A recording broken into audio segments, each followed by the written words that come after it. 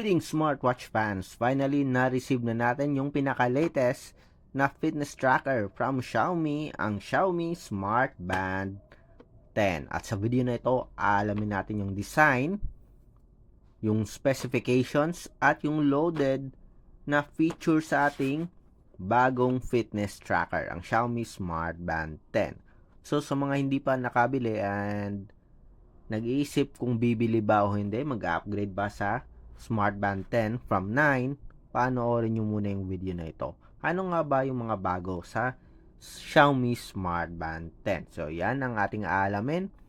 Titingnan natin yung design and of course, yung specs. Okay, so start na tayo. Tingnan natin ang Xiaomi Smart Band 10. So, ito yung packaging ng ating fitness tracker. Ganun pa rin naman yung design. Simple lang. The same with Smart Band 8 at 9. Xiaomi Smart Band 10 yung nakuha natin, global version. Ito meron tayong specs and features sa side. Ganun din dito sa kabila. And sa likod, meron tayong specifications dito. Including yung battery capacity at yung connectivity. So yung laman ng box, user manual, yung fitness tracker natin, na naka-attach na yung strap. Yung napili natin ay yung Mystic Rose. So, yung color options, Midnight Black, may Glacier Silver.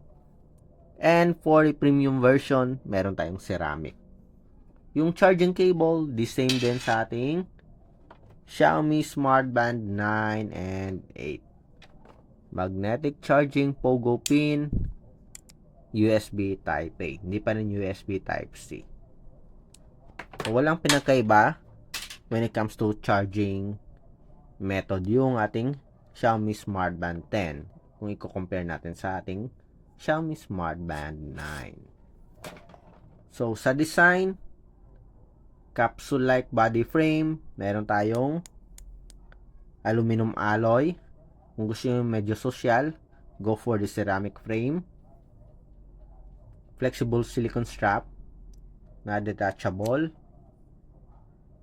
So, almost the same din sa ating, or the same talaga sa ating Xiaomi Smart Band 8 at 9. So, yung strap para sa ating 8 at 9, pwede nyo rin gamitin sa ating Xiaomi Smart Band 10 na attach pa rin kasi the same lang naman yung method of attachment. So, lightweight, durable body frame, at may metallic finish. So, sa weight, tingnan nga natin yung weight. Kasama na yung strap. So, around 27.14. So, very lightweight yung fitness tracker natin. 27 point. Tingnan natin. So, ito. Okay. Kung hindi kasama yung strap, yung body frame lang, o yung fitness tracker lang na walang strap, around 15.92 or 16. So, very light yung fitness tracker. And for the attachment of strap, napakadali lang. Push nyo lang and mag-attach na kagad sa body frame.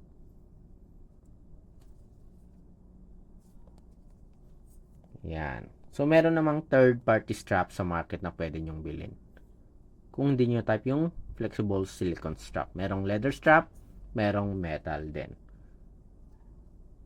So, ito yung design. Wala pa rin physical button sa ating fitness tracker.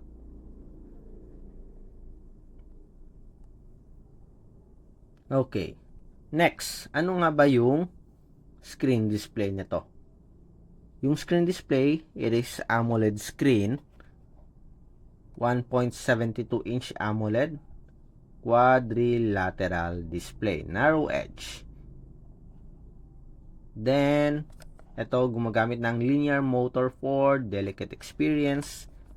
So, mas maganda na, mas maramdaman mo na yung vibration.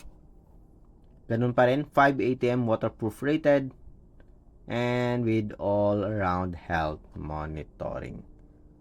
So, 1.72 inch AMOLED screen display at merong 212 by 200 by 520 pixel resolution. Yung connectivity nito is Bluetooth 5.4. So, ito nakalagay, Bluetooth 5.4 at merong 500 mAh battery na tumatagal ng 21 days for normal usage, 9 days for always on display, and 8 days for heavy usage. So again, yung body frame is 5 ATM waterproof, available in aluminum alloy at ceramic frame. Lightweight fitness tracker with almost the same style or the same style talaga with the Xiaomi Smart Band 9. Medyo malaki lang to ng konti. Okay? Obviously naman, yung screen display mas malapad and slim yung black border dito. Yung sa Xiaomi Smart Band 9 kasi is 1.62. Ito 1.72 inch. The same AMOLED screen display. Yan.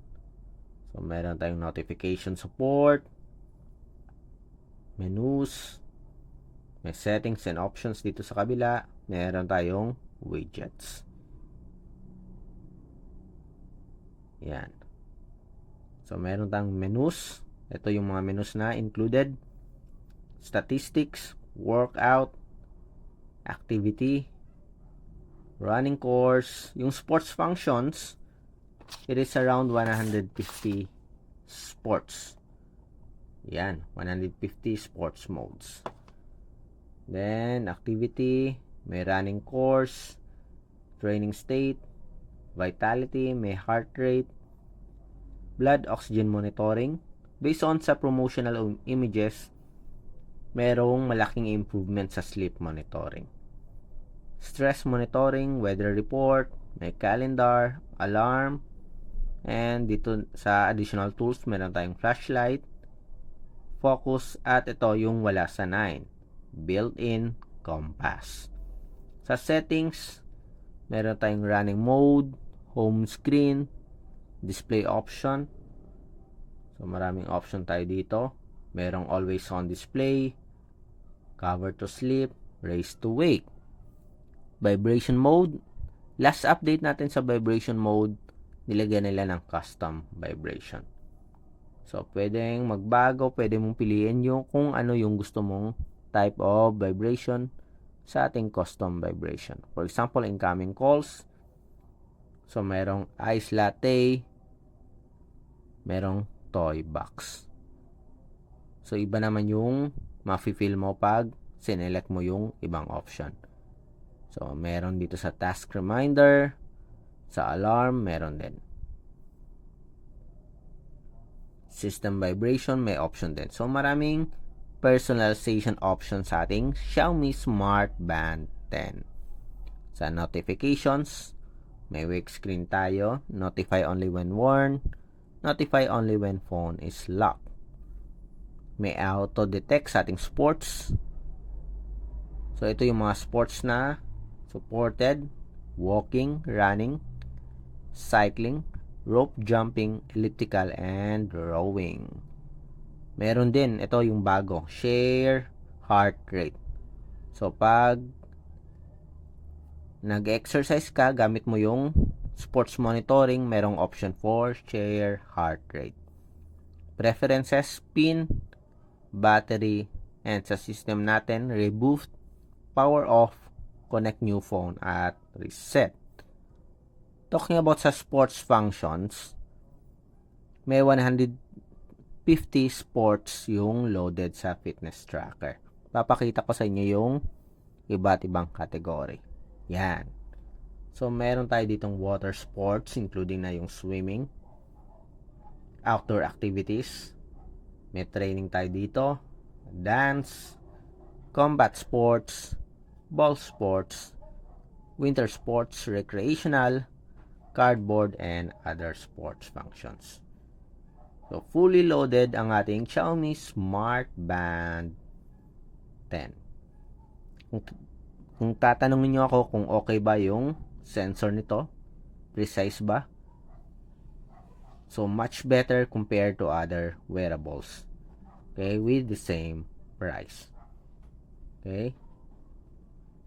Again, here are the details para sa ating Xiaomi Smart Band 10. Ito yung iba't ibang menus.